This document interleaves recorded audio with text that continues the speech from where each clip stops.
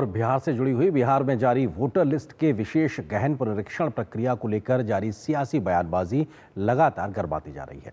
चुनाव आयोग के सूत्रों के अनुसार बड़ी संख्या में बिहार में मौजूद विदेशी नागरिकों की जानकारी बाहर आने के बाद से पूरा मामला राजनीतिक तौर पर और ज्यादा गर्माता दिखाई पड़ रहा है। इस बीच आरजेडी नेता तेजस्वी यादव के एक बार पूरी प्रक्रिया पर विवादित बयान दिया है, जिसके बाद से बीजेपी और जेडीयू ने आरजेडी को जमकर घेरा है। इस बीच बिहार में वोटर लिस्ट के पुनरीक्षण का काम तेजी से जारी है, जिसको लेकर चुनाव आयोग मुस्तैदी से काम कर रहा है। 88% से ज्यादा काम पूरा हो भी चुका है। बिहार विधानसभा चुनाव से पहले मतदाता पुनरीक्षण यानी एसआईआर का काम तेजी से चल रहा है, लेकिन इस मामले में हो रहे तमाम खुलासों के बाद सियासी घमासान तेज हो गया है। दरअसल चुनाव आयोग की इस प्रक्रिया में चौंकाने वाले खुलासे हुए हैं। चुनाव आयोग के सूत्रों के अनुसार एसआईआर के तहत घर घर जाकर बूथ लेवल अधिकारियों को नेपाल, बांग्लादेश और म्यांमार से बड़ी संख्या में लोग मिले हैं। इन विदेशी लोगों के पास आधार कार्ड, निवास प्रमाण पत्र और राशन कार्ड भी हैं। चुनाव आयोग के सूत्रों का कहना है कि 1 अगस्त से 30 अगस्त तक की जाने वाली उचित जांच के बाद यदि ये मामला सही पाया जाता है तो ऐसे नामों को 30 सितंबर 2025 को प्रकाशित होने वाली अंतिम सूची में शामिल नहीं किया जाएगा। दूसरी तरफ मामले में बिहार में राजनीति तेज हो गई है। बीजेपी और एनडीए के सहयोगी इस मामले में आक्रामक हैं। एनडीए ने चुनाव आयोग की प्रक्रिया को सही ठहराते हुए कहा है कि बिहार के मतदाता सूची में अगर कोई बांग्लादेशी है या किसी भी देश से है तो ये जिम्मेदारी चुनाव आयोग पर है। हमारी राजनीतिक पार्टियां बिहार में विशेष करके हैं या राष्ट्रीय पार्टियां जो बिहार में से होना चाहती हैं, इनके मतदाता मात्र बांग्लादेश और म्यांमार के हैं और जिनके कटने से इनकी बड़ी चिंता होगी। इन सवालों के उत्तर अगर देते तो बेहतर होता और अब उन्हें काम करना चाहिए मतदाता सूची में मतदाता जुड़वाने का, ना कि विरोध करने का। गलत मतदाताओं का लाभ प्रायः लगता है कि विरोधी लोगों को ही मिलते रहा है और उनका आज स्थिति साफ हो जाने पर वो अपना जमीन तलाश रहे हैं, पैर के तले शायद घिसकती हुई नजर आ रही है। एनडीए का कहना है कि जिन राजनीतिक पार्टियों के मतदाता मात्र बांग्लादेश और म्यांमार के हैं, जिसके वोट कटने से इनको चिंता होगी वही परेशान है। इस बीच बिहार में नेता प्रतिपक्ष तेजस्वी यादव ने इस मामले में बयानबाजी के दौरान भाषा की मर्यादा को भी लांघ दिया। उनका कहना है कि चुनाव आयोग स्वयं सामने आने के बजाय सूत्रों के हवाले से खबर प्लांट करवा रहा है ताकि इसकी आड़ में खेला कर सके। तेजस्वी का दावा है कि राज्य के 7,90,000 मतदाताओं के नाम काटे जाने वाले हैं। हालांकि बीजेपी ने इसे राजनीतिक हताशा का प्रतीक बताया है। सूत्र बता, हम उस सूत्र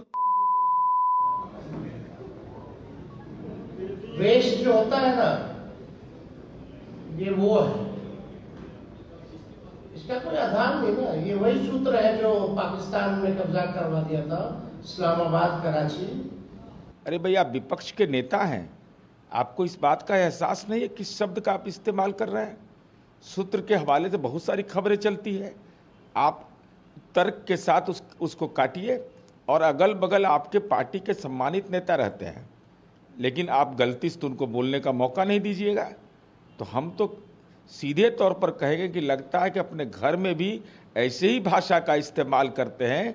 चुनाव आयोग जैसे निष्पक्ष संवैधानिक संस्था पर हमला कर सूत्र मूत्र जैसे घटिया जुमले गणना न सिर्फ उनकी निचली सोच को दर्शाता है, बल्कि ये साबित करता है कि तेजस्वी अब मुद्दों से भागकर गाली गलौज की राजनीति पर उतर आए हैं।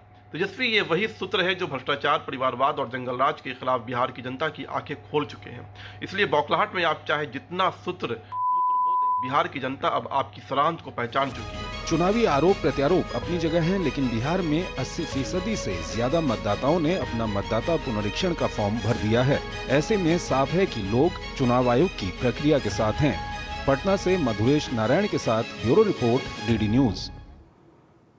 तो अपने आप में बिहार इस वक्त सियासी तौर पे गरमाया हुआ है, क्योंकि वहां पे वोटर लिस्ट पुनरीक्षण का कार्यक्रम चल रहा है, जिसको लेकर सियासत लगातार देखने को मिल रही है। बयानबाजी हो रही है। क्या है ये पूरी खबर और किस प्रकार से ये प्रक्रिया चल रही है और क्यों ये जरूरी है लोकतांत्रिक व्यवस्थाओं की बेहतरी के लिए, आइए आपको कुछ तथ्यों से रूबरू कराते हैं। बात करते हैं कि वोटर लिस्ट पुनरीक्षण क्या है। इसमें निर्वाचन आयोग मतदाताओं की सूची को करता है ठीक, उसमें जो भी कमियां खामियां होती है उसको दुरुस्त करने का काम निर्वाचन आयोग करता है। तो ये अपने आप में एक प्रक्रिया है जो निर्वाचन आयोग लगातार एक समय अंतराल पे करता रहता है। जल्दी से अगले तथ्यों को अगर आपको बताएं तो किस प्रकार से ये काम हो रहा है। नए योग्य मतदाता इसमें जुड़ते हैं और गलत नाम हटाने की प्रक्रिया की जाती है। जो नए लोग योग्य वोटर के तौर पर शामिल हुए उनका नाम उस लिस्ट में रहता है और गलत लोगों को नाम हटाया जाता है।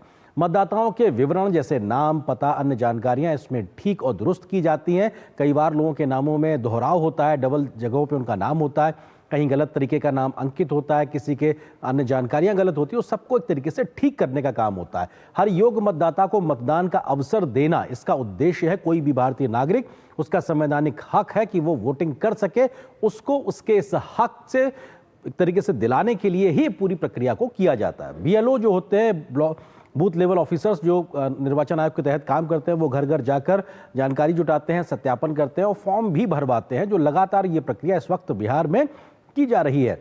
मतदाता ऑनलाइन और ऑफलाइन फॉर्म भी भर सकते हैं, क्योंकि तकनीक का विकास हुआ है। तो चुनाव आयोग ने इस प्रकार की तकनीकी विशेषज्ञता भी हासिल कर ली है कि लोग अपने घर से बैठ के जो मतदाता है वो इस प्रकार के फॉर्म्स को फिल कर सकते हैं, भर सकते हैं और अपनी जानकारी चुनाव आयोग से साझा कर सकते हैं। इसी तरीके से सटीक, अपडेटेड, निष्पक्ष मतदाता सूची बनाना ये पूरी प्रक्रिया का एक बड़ा उद्देश्य है, जिसमें कोई भी योग्य मतदाता छूटे ना और जो व्यक्ति मतदान के योग्य नहीं है वो उसमें शामिल ना होने पाए। स्वतंत्र और पारदर्शी चुनाव प्रक्रिया संचालित कराने के लिए इस प्रकार की मतदाता सूची जो अपने आप में पारदर्शी हो, सटीक हो, निष्पक्ष हो, वो होना बहुत जरूरी है और इसलिए ये पूरी कवायद कर रहा है चुनाव आयोग। कोई भी अयोग्य मतदाता मतदाता सूची में शामिल ना होने पाए, ये सुनिश्चित करना भी संवैधानिक कर्तव्य है चुनाव आयोग का और इसीलिए ये बड़ी गहन विशेष पुनरीक्षण प्रक्रिया इस वक्त बिहार में साल 2003 के बाद अब हो रही है।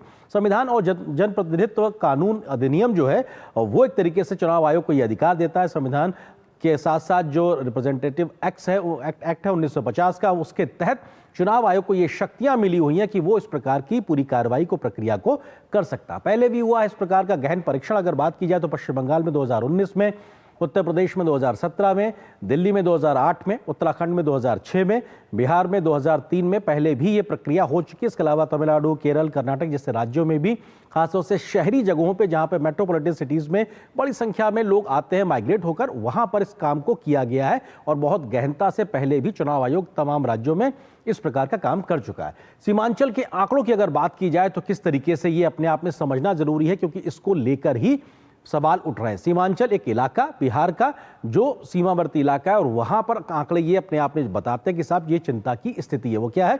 बिहार में औसतन 94% आधार सेचुरेशन है, मतलब 100 में से 94 लोगों के पास में आधार कार्ड है। ये इसका सीधे तौर पे मतलब है, यानी पूरे बिहार के हम औसतन आंकड़ा बता रहे हैं। लेकिन सीमांचल इलाके में 100 लोगों पे 120% से ज्यादा एक तरीके से आधार कार्ड है, यानी कि 100 लोगों पे 120 आधार कार्ड है। ये एक्स्ट्रा कैसे बन रहे हैं, कैसे बन गए, इसको लेकर गंभीर सवाल खड़े हो रहे हैं और ये देश की सुरक्षा से जुड़ा हुआ भी है। सीमांचल है मुस्लिम बहुल इलाका, इसको लेकर भी लगातार एक तरीके से वहां पे बहस चलती रहती। क्या बहुत बड़ी संख्या में रोहिंग्या, बांग्लादेशी घुसपैठ वहां पर उस इलाके में हुई है? क्या सीमांचल में है? किशनगंज, कटिहार, अररिया, पूर्णिया जैसे जिले, और इन जिलों में ये मुस्लिम बहुल इलाके हैं और इसके साथ साथ ये सीमांचल के इलाके में बड़ी संख्या में घुसपैठ की आशंका भी तमाम समय से की जाती रही है। सीमांचल में 100 लोगों पर 120 से अधिक आधार कार्ड हैं। भाई एक पर एक का आधार कार्ड होना है, एक व्यक्ति के 2 आधार कार्ड कैसे हो सकते हैं या एक से ज्यादा कैसे हो सकते हैं?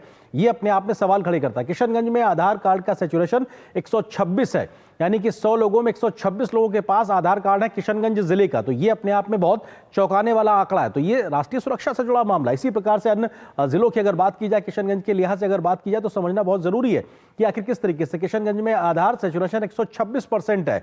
तो ये अपने आप में दिखाता है कि जो सीमांचल का इलाका है वहां पर अलग अलग जिलों में ये बहुत ज्यादा है, मतलब 100 लोगों पे 120 से ज्यादा आधार कार्ड है। तो उसके मायने क्या है? कटिहार और अररिया में 123% सैचुरेशन एक तरीके से आधार का दिखाई पड़ रहा है, यानी 100 लोगों पर 123 आधार कार्ड। आखिर कहां से बन रहे हैं?